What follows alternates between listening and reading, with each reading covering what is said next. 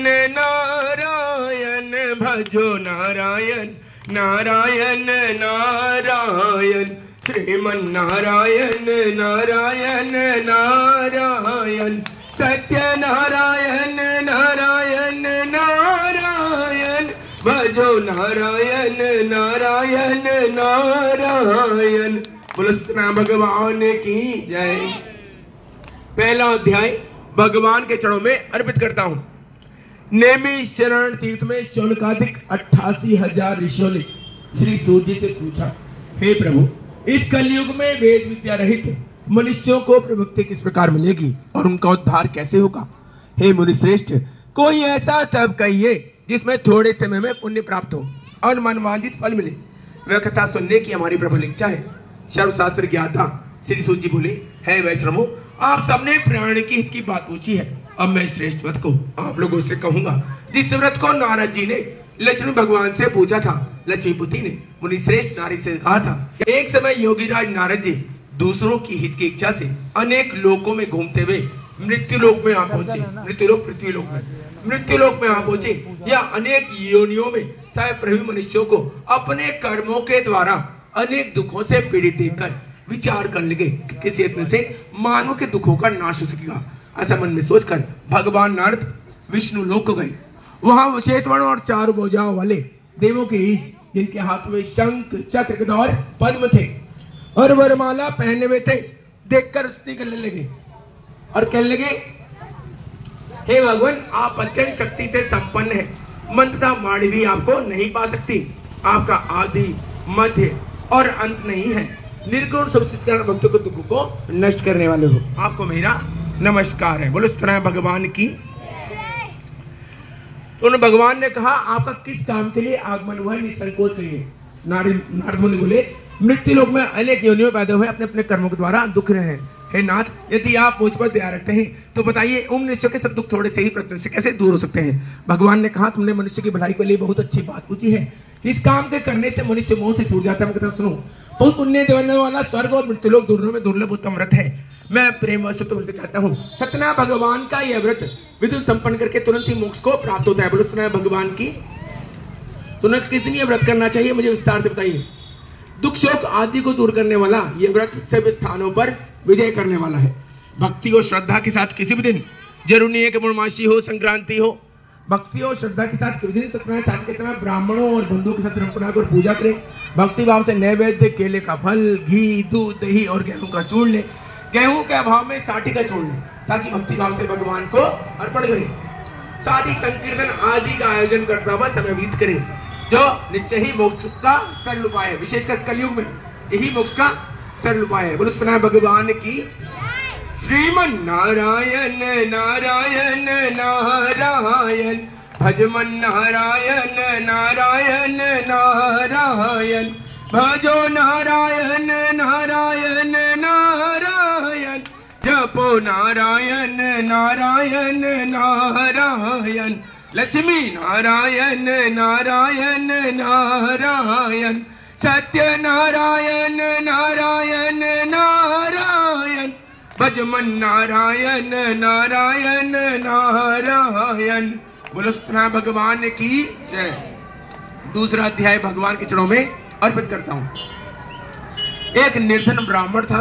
वह भूख और प्यास से बेचैनों पृथ्वी पर घूमता था। ब्राह्मणों से प्रेम करने वाले सत्यनारायण भगवान ने उनसे पूछा, हे निर्धन ब्राह्मण, तू नित्य ही दुखी होकर क्यों घूमता है? वह निर्धन ब्राह्मण बोला, मैं निर्धन ब्राह्मण हूँ, भिक्षा के लिए पृथ्वी पर फिरता हूँ। यदि आप इससे छुटकारे का उपाय जानते हो तो कृपया कर मुझसे कहो। तो भगवान बोले, सत्यनारायण भगवान मनवांछित वन देने वाले हैं, इसलिए है ब्राह्मण तू उनका पूजन कर, जिसके करने से मन सब दुखों से मुक्त होता है। बोलो सत्यनारायण भगवान की। अब निर्धन ब्राह्मण जहाँ धनवान लोग रहते थे, ऐसे सुंदर नगर में गया और उसको बहुत सा धन मिला।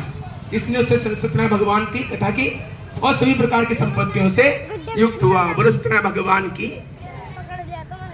अब लोग कहने लगे कि और कथा सुनाइए।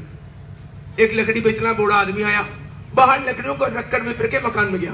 प्यास से दुखी लकड़हारा उनको व्रत करते हुए देखकर विनय के साथ पूछ लगा, हे राजन, भक्ति तुझसे क्या कर रहे हैं? इसके करने से क्या फल मिलता है? कहा, इससे धन और धान्य की प्राप्ति होती है। बोलो सत्यनारायण भगवान की जय। धान्य माने अनाज, धन और धान्य की प्राप्ति होती है। तो कहने लगे आप इसका उपाय बताइए, मैं इस व्रत को करूंगा।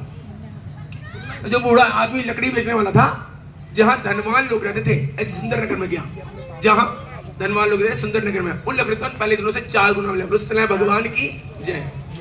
उसने उससे सत्यनारायण भगवान का व्रत किया और स्वयं को वैकुंठ को प्राप्त हुआ। बोलो सत्यनारायण भगवान की जय। श्रीमन नारायण नारायण नारायण, भजमन नारायण नारायण नारायण, श्रीमन नारायण नारायण नारायण, भजो नारायण नारायण नारायण, लक्ष्मी नारायण नारायण नारायण।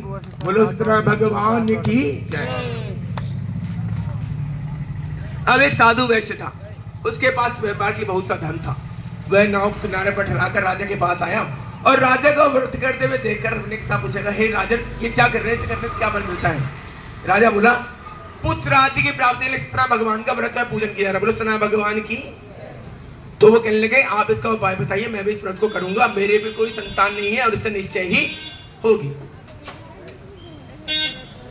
साधु ने अपनी पत्नी संतान देने वाले सूरत का समाचार सुना और कहा कि जब मेरी संतान होगी तब मैं इस व्रत को करूंगा। बोलो सत्यनारायण भगवान की। 10वें महीने में सुंदर कन्या का जन्म हुआ जिसका नाम कलावती रखा गया। बोलो सत्यनारायण भगवान की जय। लीलावती ने कहा कि जो आपने संकल्प किया तो भगवान का व्रत करूंगा, तो उसने क्या आश्वासन दिया, इसकी विवाह कैसे मैं करूंगा। बोलो सत्यनारायण भगवान की। यानी कि बात को टाल दिया और विवाह का समय भी नजदीक आ गया। रत्नासुर नगर में राजकुमार के साथ उसका विवाह कर दिया गया, किंतु दुर्भाग्य से विवाह के समय उस व्रत को करना भूल गया। बोलो सत्यनारायण भगवान की। तब श्री भगवान क्रोधित हो गए और श्राप दिया कि दारुण दुख प्राप्त होगा। अपने कार्यों में कुशल साधु नामक वैश्य अपने जमाई के साथ रत्नासुर नगर में व्यापार करने लगा। एक दिन भगवान की माया से प्रेरित कोई चोर राजा का धन चुरा कर भागा जा रहा था, किंतु राजा के दूतों को पीछे वेश्या से देखकर चोर ने घबराकर वही नाव में धन चुपचाप रख दिया, जब वैश्य और जमाई ठहरे हुए थे। बोलो सत्यनारायण भगवान की। अब जो सैनिक थे राजा के, वो आके देखा कि वहां धन रखा हुआ है। दोनों को बांधकर राजा के समीप जाकर बोले, ये 2 चोर हम पकड़ कर लाए हैं, देख कर आज्ञा दे। राजा ने उनकी बात बिना सुने ही उनको कारागार में डाल दिया और उनका धन छीन लिया गया। वहां पर लीलावती और कलावती घर पर दुखी हुई, जितना धन था चोर चुरा कर ले गए।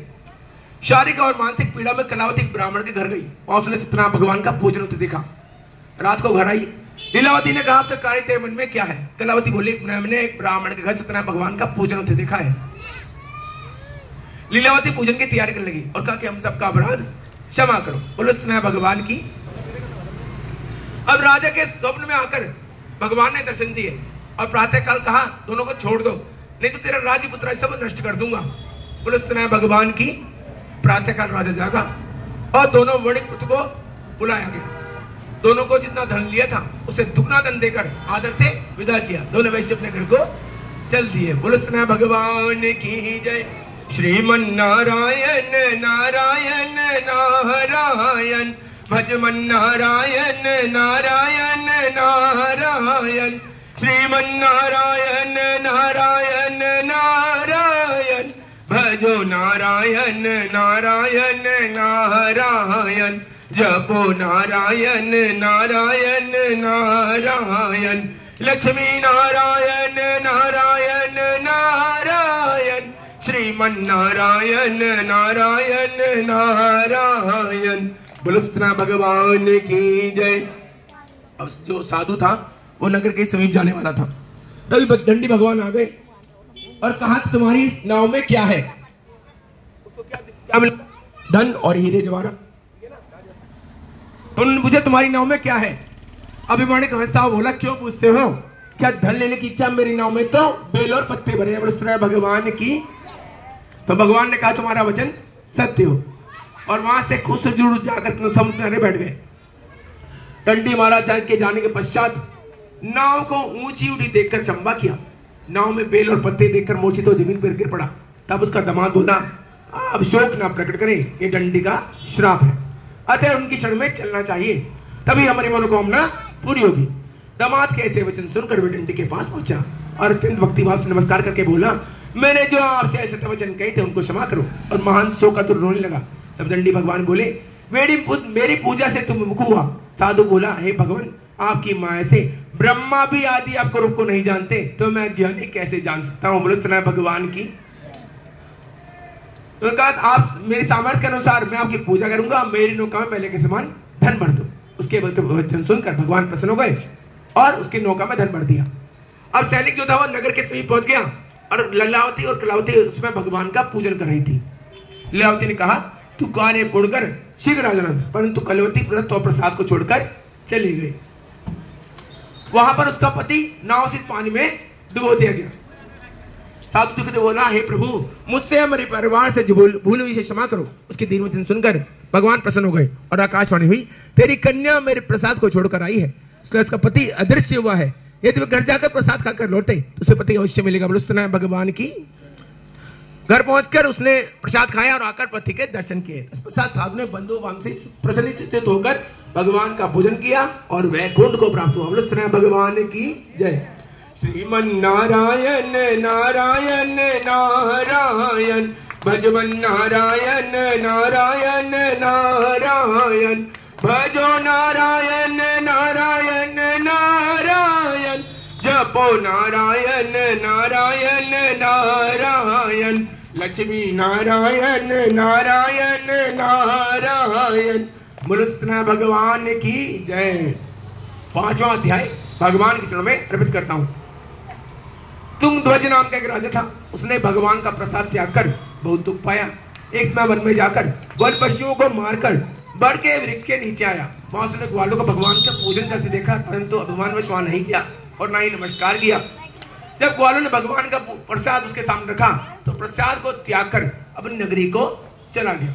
वहां उसने अपना सब कुछ नष्ट पाया। मैं जान गया कि सब कुछ भगवान ने किया। बोलो भगवान की। मैं वापस वहीं आया जहां ग्वालों का पूजन चल रहा था। वहां पर आपकी कथा सुनी और प्रसाद ग्रहण कर रहा, वापस अपनी नगरी को आया। सब कुछ पहले जैसा था वैसा ही हो गया। दीर्घ काल तक सुख होकर मरने पर स्वर्गलोक को गया। जो मनुष्य इस पर लंब व्रत को करेगा, भगवान के पास उसे धन और धान्य की प्राप्ति होगी। निधन धनी और बंदी बंधन से मुक्त होकर निर्भय हो जाता है। संतानहीनों को संतान प्राप्ति होती है। समर्पण होकर अंत में वैकुंठ धाम को जाता है। जिन्होंने पहले से व्रत को किया उसके दूसरे जन्म की कथा सुनो। वृषतानंद ब्राह्मण ने सुदामा का जन्म लेकर मोक्ष को पाया। उनका मुख नाम का राजा दशरथ होकर वैकुंठ को प्राप्त हुआ। साधु नाम के वैश्य ने मोर ध्वज बनकर अपने पुत्र को आरे से चीरकर मोक्ष को प्राप्त किया। मारतुंग मनु हुए, भगवान ने भक्त कर्म मोक्ष को प्राप्त किया। भगवान की। श्रीमन नारायण नारायण नारायण, भजमन नारायण नारायण नारायण, श्रीमन नारायण नारायण नारायण, भजो नारायण नारायण नारायण, लक्ष्मी नारायण नारायण नारायण। बोलो सत्यनारायण भगवान की जय। पढ़े पवित्र होए, सुने पवित्र होए, जिसने तेरा नाम ध्याया, बसी बैकुंठ परम पद पाया, बंसरी वाले दा दर्शन पाया। ओम हरे राम राम राम हरे हरे, हरे कृष्ण श्री राधा कृष्ण हरे हरे। हरि शरणाम गुरु शरणम, शरणाम ब्रह्म महेश, तुलसीदास रघुवर जी की शरणा में काटो सकल कलेश। जय जय राजा राम की, जय लक्ष्मण बलवान, जय कबीर सुग्रीव की, कहत चले हनुमान सियापति राम। जय जय राम मेरे प्रभु राम, जय जय राम करो कल्याण सीताराम। कथा सदा होती रहे, सुनो वीर हनुमान, राम लखन सिया जानकी, कथा करो कल्याण सियापति राम। जय जय राम मेरे प्रभु राम, जय जय राम करो कल्याण सीताराम। निश्चय प्रेम प्रतीत ते, विनय करे सन्मान, तेहि के कारज सकल शुभ, सिद्ध करे हनुमान सियापति राम। जय जय राम मेरे प्रभु राम, जय जय राम करो कल्याण सीताराम। बोलो विष्णु भगवान की